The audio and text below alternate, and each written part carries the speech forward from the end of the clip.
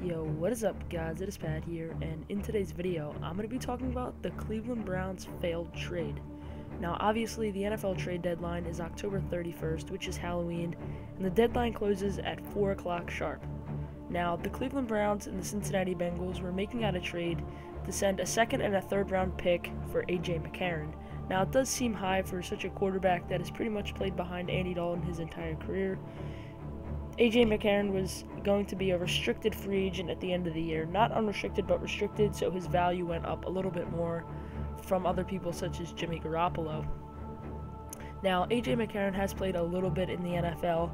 He started a couple games, and he started the playoff game, but he wasn't able to get the win on that. But what's more importantly is why the trade didn't happen. So you guys may see a bunch of articles on Twitter or different media handles, and they say that the Browns screwed this one up again, just as the Browns always do, but there's something that actually happened. Now, as reported by Ian Rappaport, that story seems to be totally false. So what happens in NFL trades is one team sends the other team a paperwork listing all the players and picks or whatever in contracts, and they sign that, and the other team agrees on it and explains what they're going to give back, and they sign it, and then they send that paper to the NFL, and they have to make sure that all the requirements are correct and make sure everything is what they wanted to trade. Now, everyone says that the Browns forgot to click send. Now, not actually, but they forgot to send in the paper or whatever to say that they wanted to get AJ McCarron and that the trade couldn't be done.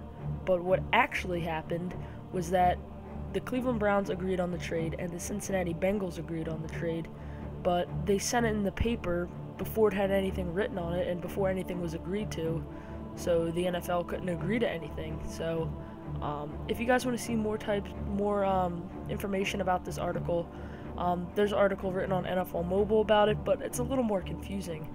Now after this, people have been talking about the Cleveland Browns and asking what's happening, and there has been complete silence, and maybe they're not talking because of something on the league's part, because they got the paper and there's nothing written on it, and because otherwise you'd think if they didn't click send or whatever, they didn't do it in time, they would at least speak out about it and be upset about it, but they're pretty much blaming this one on the league. So if you guys want to see more types of videos like this, and different types of NFL videos or what ifs or conspiracies or whatever, just like this one, make sure you guys subscribe and drop a like, and it helps out the channel a lot.